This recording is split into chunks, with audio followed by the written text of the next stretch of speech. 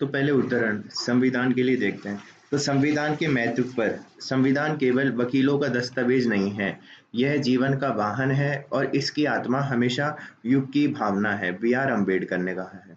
फिर संविधान की प्रगति पर, जब तक आप सामाजिक न्याय हासिल नहीं कर लेते, कानून द्वारा आपको जो भी आज़ादी दी गई है उसका कोई फायदा नहीं होगा। फिर संवैधानिक नैतिकता और संवैधानिकता पर, कोई संविधान कितना भी अच्छा क्यों ना हो, अगर उसे लागू करने वाले अच्छे नहीं है तो वह बुरा साबित होगा। और संविधान कितना भी बुरा क्यों ना हो, अगर उसे लागू करने वाले अच्छे हैं तो वह अच्छा साबित होगा। फिर संविधान संविधान मूलभूत कानून के रूप में कार्य करता है, जिस पर अन्य कानून बनाए और लागू किए जाते हैं। संविधान राजनीतिक व्यवस्था की मूलभूत संरचना स्थापित करता है और कानून के शासन को कायम रखता है। सरकारी अंगों की शक्तियों और कर्तव्यों का वर्णन करता है। फिर संविधान के कार्य क्या है? तो विविध समूहों के लिए समन्वय नियम बनाता है। यह विविध समाज के सदस्यों के बीच न्यूनतम समन्वय को सक्षम करने वाले मौलिक दिशा निर्देश स्थापित करता है। उदाहरण के लिए भाग 3 एकजुट और समावेशी समाज को बढ़ावा देने के लिए समानता, गैर भेदभाव, व्यक्तिगत अधिकारों के सिद्धांतों की रूपरेखा तैयार करता है। फिर है आगे, यह चित्रित करता है शक्ति का वितरण, समाज में विभिन्न संस्थाओं या प्राधिकरणों को विशिष्ट निर्णय लेने का अधिकार सौंपता है। उदाहरण के लिए 7वीं अनुसूची विधायी शक्ति को केंद्र और राज्य सरकार के बीच विभाजित करता है। फिर संविधान राज्य के अधिकार को सशक्त और बाधित दोनों करता है। यह सरकार को सामाजिक आकांक्षाओं को साकार करने, न्याय, स्वतंत्रता, भाईचारे के सिद्धांत को लागू करने की अनुमति देता है। साथ ही अपने नागरिकों पर प्रतिबंध लगाने की सरकार की क्षमताएं पर सीमाएं स्थापित करता है। उदाहरण के लिए अनुच्छेद 15-16 सरकार को नए नागरिकों के खिलाफ भेदभाव करने से रोकते हैं और साथ ही कमजोर समूह के पक्ष में सकारात्मक कार्रवाई का प्रावधान भी करते हैं। फिर संविधान उन मूलभूत सिद्धांत और उद्देश्यों को भी निर्धारित करता है जो किसी राज्य की स्थापना और शासन को नियंत्रित करते हैं। उदाहरण में शामिल है जैसे प्रस्तावना और राज्य के नीति निदेशक तत्व। फिर आगे चलें अपन, संविधान उधार की थैली के रूप में। तो भारतीय संविधान की अक्सर उधार की थैली के रूप में आलोचना की जाती है क्योंकि इसकी विशेषताएं कई अन्य संविधानों से ली गई है। इसके पक्ष में कुछ तर्क हैं, जैसे मौलिक अधिकार संयुक्त राज्य अमेरिका के संविधान से लिया गया है, नीति निर्देशक तत्व आयरिश संविधान से लिए गए हैं, संसदीय प्रणाली और द्विसदनीय विधायिका, प्रधानमंत्री की भूमिका ब्रिटिश मॉडल को प्रतिबंधित करते हैं। फिर संरचनीय संघीय संरचना एक और मजबूत केंद्र कनाडा के संविधान से प्रभावित है। आपातकालीन प्रावधान जर्मनी के वाइमर संविधान से, मौलिक कर्तव्य सोवियत संविधान से, समवर्ती सूची ऑस्ट्रेलियाई संविधान से और न्यायिक समीक्षा अमेरिकी प्रणाली से ली गई हैं। पर इसके विपक्ष में तर्क क्या है? संविधान के मौलिक विचारों में किसी के पास कोई पेटेंट अधिकार नहीं है। अंबेडकर इसके प्रावधानों का निर्माण और क्रियान्वयन विविध स्थानीय वास्तविकताओं को समायोजित करने के लिए भारतीय द्वारा निर्देशित और अनुकूलित किया गया था, जैसे संघवाद। फिर भारतीय सभ्यगत मूल्य जैसे समानता, बंधुत्व, स्वतंत्रता, संघवाद, गणतंत्र, लोकतंत्र आदि का पता प्राचीन भारतीय इतिहास धर्म ग्रंथों से लगाया जा सकता है। उदाहरण के लिए भारतीय संविधान में धर्मनिरपेक्षता और सर्वधर्म संवाद से प्रभावित है।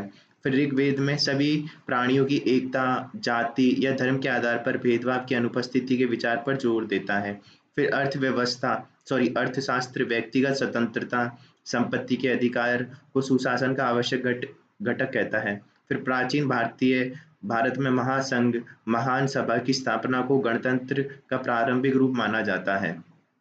फिर प्राचीन ग्रंथ में सभा समिति की अवधारणा लोकतांत्रिक प्रथाओं को दर्शाती है। फिर अंधाधुंध नहीं बल्कि नवीनतम और संशोधित उधार है। उदाहरण के लिए अमेरिकी संविधान अधिकारों के विधेयक की कल्पना करता है, जबकि हमारे संविधान में भारत के सभी नागरिकों के लिए न केवल अधिकार बल्कि मौलिक कर्तव्य भी शामिल हैं। फिर दुनिया के सभी लोकतांत्रिक संविधानों में कुछ बुनियादी विशेषताएं समान हैं, जैसे कि सुरक्षा, व्यक्तिगत अधिकार, शक्तियों का पृथक्करण, कानून का शासन और तंत्र प्रतिनिधि सरकार, चुनाव और जांच और संतुलन। ठीक है, ये सब। फिर व्यापक विचार विमर्श। तो संविधान 2 साल 11 महीने 18 दिन का मंथन का परिणाम है, जहां प्रत्येक प्रावधान पर व्यापक बहस हुई है। फिर इसमें कई प्रावधान भारतीय मूल के थे, जैसे वित्त आयोग, आरक्षण आदि। वर्तमान में भी भारतीय न्यायपालिका घरेलू मामलों में विदेशी संवैधानिक सिद्धांतों को लागू करने के लिए खुली है, जिसका लक्ष्य वर्तमान में बने रहने और सर्वोत्तम प्रथाओं को अपनाना है। जैसे मेनका गांधी बना मामले में सुप्रीम कोर्ट ने कानून की उचित प्रक्रिया की अमेरिकी अवधारणा पर आधारित भारतीय संविधान के अनुच्छेद 21 के तहत व्यक्तिगत स्वतंत्रता के दायरे का विस्तार किया है। तो ये इसके विपक्ष में तर्क हो गए। फिर संविधान एक जीवित दस्तावेज के रूप में, तो वुड्रो विल्सन के अनुसार जीवित राजनीतिक संविधान संरचना और व्यवहार में डार्विनियन होना चाहिए। हालांकि संविधान एक स्थायी दस्तावेज है, लेकिन इसे भविष्य की स्थितियों और परिस्थितियों पर लागू करने के लिए डिजाइन किया गया है। इस्तेमाल किए गए शब्द अभिव्यक्तियों की व्याख्या सामाजिक मूल्यों की समझ के साथ की जानी चाहिए, बदलती जरूरतों के अनुरूप होनी चाहिए। जैसे अनुच्छेद 21 के तहत जीवन और व्यक्तिगत स्वतंत्रता के अधिकारों के अभिन्न अंग के रूप में निजता के अधिकार की सुप्रीम कोर्ट की व्याख्या। फिर कठोरता और लचीलेपन के बीच संतुलन, अनुच्छेद 368 समाज में परिवर्तन के अनुसार बाकी को संशोधित करते हुए मुख्य बुनियादी ढांचे को बनाए रखने में सक्षम बनाता है, जैसे शिक्षा का अधिकार, अनुच्छेद 370 में संशोधन, जीएसटी अधिनियम आदि। फिर सामाजिक और आर्थिक परिवर्तन, संविधान ने सामाजिक और आर्थिक परिवर्तन को संबोधित करने में अपनी अनुकूलन क्षमता का प्रदर्शन किया है, जैसे भूमि सुधार, आरक्षण नीतियां, पर्यावरण संरक्षण आदि। फिर है समावेशिता, राष्ट्रपति के अनुसार द्रौपदी मुर्मू समाज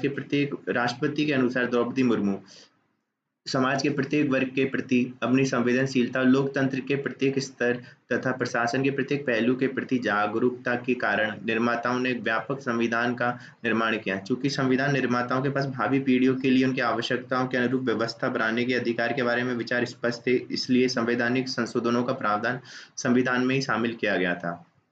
फिर भारतीय संविधान की उपलब्धि क्या है? तो संपन्न लोकतंत्र, इसने दुनिया के सबसे बड़े धर्मनिरपेक्ष लोकतांत्रिक देश का खिताब अर्जित करते हुए सरकार और नागरिक दोनों के मौलिक राजनीतिक कोड, अधिकारों और कर्तव्यों को चित्रित करने वाली रूपरेखा स्थापित की है। फिर संविधान ने अपने गतिशील प्रगति के कारण सुविधा प्रदान की है, अधिकारों की प्रगतिशील प्राप्ति, निजता के अधिकार, एलजीबीटीक्यू अधिकार और पर्यावरण अधिकार जैसे उभरते सिद्धांतों को अपनाना। फिर संविधान के का परिवर्तनकारी प्रगति, इसने सामाजिक प्रगति के लिए एक प्रकाश स्तंभ के रूप में कार्य किया है। भारत सूचना का अधिकार, शिक्षा का अधिकार, यौन अभिविन्यास का अधिकार आदि जैसे विभिन्न अधिकारों को मान्यता देने के लिए विकसित हो रहा है। फिर संविधान ने किसी भी प्रकार के सामाजिक भेदभाव पर रोक लगाकर ऐतिहासिक अन्याय को सुधारने के लिए सकारात्मक कार्रवाई शुरू करके भारतीय समाज में सामाजिक न्याय के एक नए युग की शुरुआत की है, जैसे हालिया में संविधान संशोधन 106। फिर सीमाएं और चुनौतियां क्या हैं? तो भारतीय समाज जाति उत्पीड़न, अस्पृश्यता, धन संकेंद्रण, गरीबी जैसे मुद्दों से जूझ रहा है, जो व्यापक सामाजिक और आर्थिक न्याय सुनिश्चित करने के अपने उद्देश्य को पूरी तरह से साकार करने में संविधान की कथित विफलता का संकेत देता है, जैसे मेल ढोलना जैसी मानवीय प्रथाओं का जारी रहना। फिर बंधुत्व का सिद्धांत, जो नागरिकों के बीच भाईचारे और एकता की भावना पर जोर देता है, को देश के विभिन्न हिस्सों में सांप्रदायिक दंगे, अलगाववादी आंदोलनों के कारण चुनौतियों का सामना करना पड़ रहा है। फिर 100 से अधिक कई संशोधन शासन के लिए एक स्थिर और स्थायी ढांचे को प्राप्त करने में चुनौतियों का संकेत देते हैं। राष्ट्रपति शासन की घोषणा, राज्यपाल को केंद्र सरकार के एजेंट के रूप में घोषित करना संघवाद के उन सिद्धांतों को कमजोर करता है जिनकी कल्पना की गई थी। फिर संविधानवाद क्या है? तो संविधानवाद तकनीकी रूप से कहें तो संविधानवाद विचारों, दृष्टिकोण और व्यवहार के पैटर्न का एक संयोजन है, जो इस सिद्धांत को विस्तृत करता है कि सरकार का अधिकार मौलिक कानून के एक निकाय से प्राप्त होता है और सीमित होता है। केवल एक संविधान यह सुनिश्चित नहीं करता कि सरकार उसकी भावना के अनुरूप कार्य करेगी। सरकारें अक्सर अपनी शक्तियों को बढ़ाने को उचित ठहराती हैं, जो लोगों की इच्छाओं के विरुद्ध जा सकती हैं। संविधानवाद यह सुनिश्चित करता है कि सरकारी कार्य संवैधानिक सिद्धांत और लोगों की इच्छा के अनुरूप हों।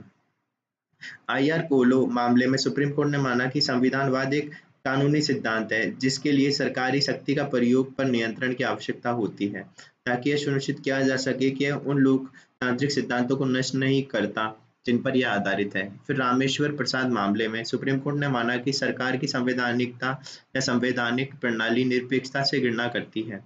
यह कानून के शासन पर आधारित है, जिसमें व्यक्ति परक संतुष्टि को संविधान के प्रावधान द्वारा प्रदान की गई निष्पक्षता द्वारा प्रतिस्थापित किया जा सकता है।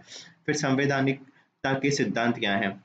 तो लुई हैनकिन संविधानवाद को निम्नलिखित 9 तत्वों के रूप में परिभाषित करता है। पहला, संविधान के अनुसार सरकार। तो लिखित संविधान इसका प्रावधान करता है मौलिक अधिकार और सिद्धांतों को एक एकल औपचारिक दस्तावेज में संहिताबद्ध करना, जो देश के सर्वोच्च कानून के रूप में कार्य करता है। फिर शक्ति का दुरुपयोग, यह सत्ता के संकेंद्रण को रोकता है, जांच संतुलन सुनिश्चित करता है और संभावित दुरुपयोग के खिलाफ सुरक्षा उपाय करता है। फिर है जनता की संप्रभुता और लोकतांत्रिक सरकार। अंतिम अधिकार उन लोगों के पास है जो प्रतिनिधियों का चुनाव करते हैं, सरकारी जवाबदेही और लोकतांत्रिक प्रक्रिया में भागीदारी सुनिश्चित करते हैं। फिर संवैधानिक समीक्षा, तो राजा रामपाल मामले में सुप्रीम कोर्ट और आईआर कोलो केस 2007 ने पूरे सीमांकन को नया रूप दिया है और संवैधानिकता की भावना को बढ़ाते हुए बुनियादी संरचना सिद्धांत जैसे सिद्धांतों की शीर्षता स्थापित की है।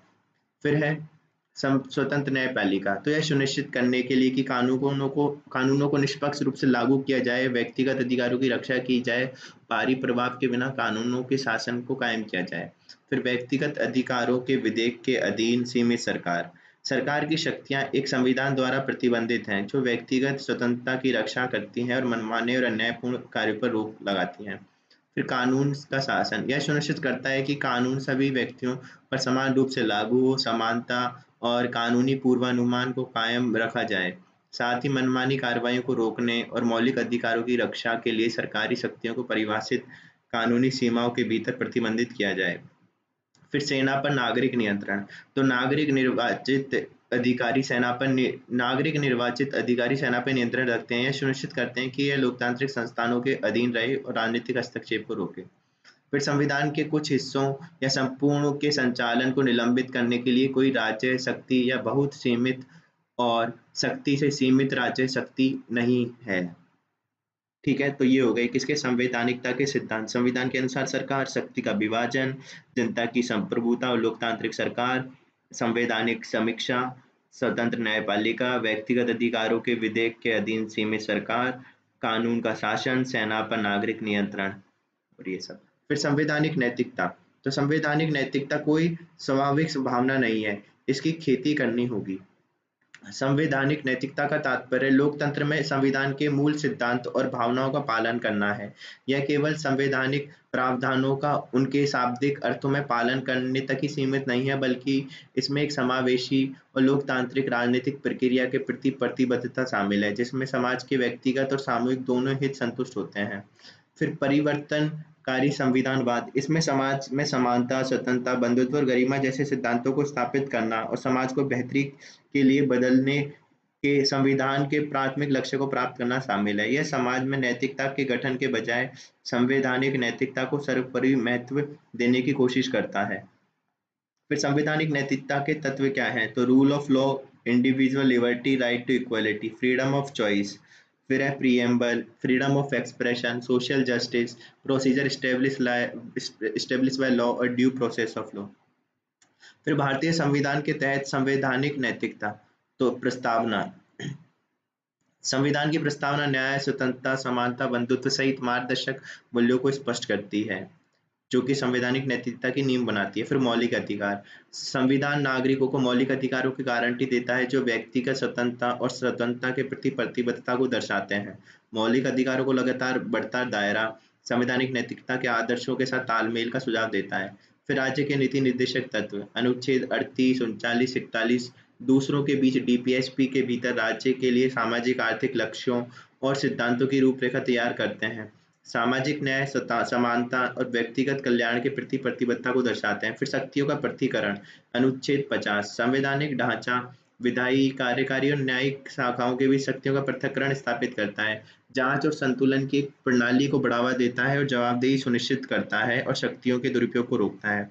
फिर न्यायिक समीक्षा, तो संविधान में निहित न्यायिक समीक्षा की शक्ति न्यायपालिका को कानून और सरकारी कार्यों की संवैधानिकता का आकलन करने की अनुमति देती है, यह सुनिश्चित करते हुए कि वे संवैधानिक मूल्यों और नैतिकता के साथ संरेखित हों। फिर संशोधन प्रक्रिया, संविधान में संशोधन का प्रावधान इसके मूल सिद्धांतों को बनाए रखते हुए संवैधानिक नैतिकता को विकसित करने की प्रतिबद्धता को प्रदर्शित करते हैं हुए बदलते हुए सामाजिक मूल्यों के प्रति इसके अनुकूल कूलनशीलता को रेखांकित करता है। संशोधन प्रक्रिया। फिर संवैधानिक संस्थाएं, चुनाव आयोग, नियंत्रक एवं महालेखा परीक्षक जैसे संवैधानिक निकाय और संस्थानों की स्थापना सरकार के कामकाज और संवैधानिक सिद्धांतों और नैतिकता के पालन को सुदृढ़ करती है। तो भारतीय संविधान के तहत संवैधानिक नैतिकता में क्या क्या है? प्रस्तावना, मौलिक अधिकार, राज्य के नीति निदेशक तत्व, शक्तियों का पृथक्करण, न्यायिक समीक्षा, संशोधन प्रक्रिया और संवैधानिक संस्थाएं। फिर संवैधानिक नैतिकता का महत्व क्या है? तो अम्बेडकर ने संवैधानिक नैतिकता को परस्पर विरोधी हितों को संतुलित करने और बड़े टकराव या हिंसा के बिना शांतिपूर्ण तरीके से मुद्दों को हल करने के लिए एक सहयोग को प्रोत्साहित करने क्षमता के रूप में देखा है। उसका मानना उनका मानना था कि संवैधानिक नैतिकता सामाजिक असमानताओं को संबोधित करती है और उन्होंने शासन और प्रशासन के स्वीकृत रूप में संवैधानिक लोकतंत्र के सम्मान पर जोर दिया। फिर सामाजिक नैतिकता में सकारात्मक परिवर्तन। संवैधानिक नैतिकता पुराने हो चुके कानूनों को अद्यतन करने में मदद कर सकती है।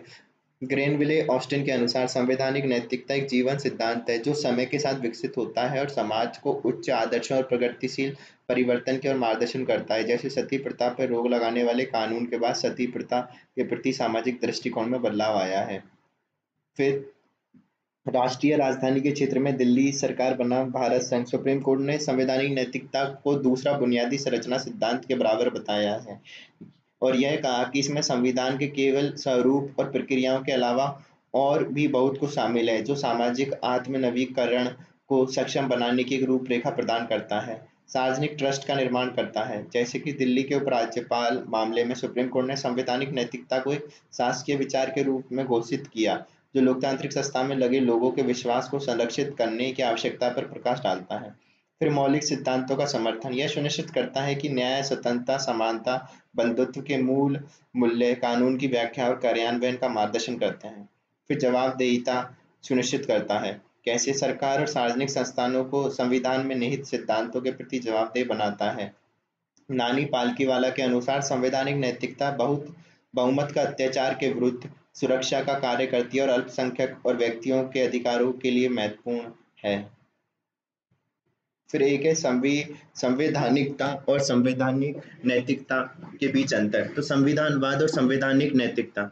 तो संविधानवाद यह एक राजनीतिक दर्शन है जो संविधान द्वारा परिभाषित सीमित सरकारी शक्तियों पर जोर देता है। संवैधानिक नैतिकता यह कानूनी अनुपालन से आगे बढ़कर संविधान में नैतिक सिद्धांतों के पालन पर जोर देता है। फिर संविधानवाद यह कानून के शासन को बढ़ावा देता है। यह सुनिश्चित करता है कि सरकारी कार्य स्थापित कानूनी सिद्धांतों के अनुरूप हो तथा इसमें सरकार की किसी एक शाखा में सत्ता के संकेंद्रण को रोकने के लिए जांच और संतुलन शामिल है। और संवैधानिक नैतिकता इसमें संवैधानिक सिद्धांतों के नैतिक और नैतिक आयामों को मान्यता देते हुए एक नैतिक आधार शामिल है। फिर संवैधानिकता संवैधानिक प्रावधानों के मध्य से व्यक्तिगत अधिकारों और स्वतंत्रता की रक्षा करता है। और संवैधानिक नैतिकता व्यापक नैतिक विचारों के आधार पर संवैधानिक प्रावधानों की व्याख्या और अनुप्रयोग का मार्गदर्शन करता है। फिर संविधानवाद शासन के संरचनात्मक और प्रक्रियात्मक पहलुओं पर ध्यान केंद्रित करता है। संवैधानिक नैतिकता सामाजिक मूल्यों के विकास और समकालीन व्याख्याओं की आवश्यकता को स्वीकार करता है। उदाहरण संविधानवाद का। तो भारतीय संवैधानिकता के दृष्टिकोण से मौलिक अधिकार के रूप में निजता के अधिकार का स्पष्ट रूप से उल्लेख नहीं करता। फिर संवैधानिक नैतिकता का उदाहरण पुट्टुस्वामी मामले में सर्वोच्च न्यायालय ने निजता के अधिकार को मौलिक अधिकार के रूप में मान्यता दी तथा संविधान की व्याख्या समकालीन नैतिक मूल्य के अनुरूप की।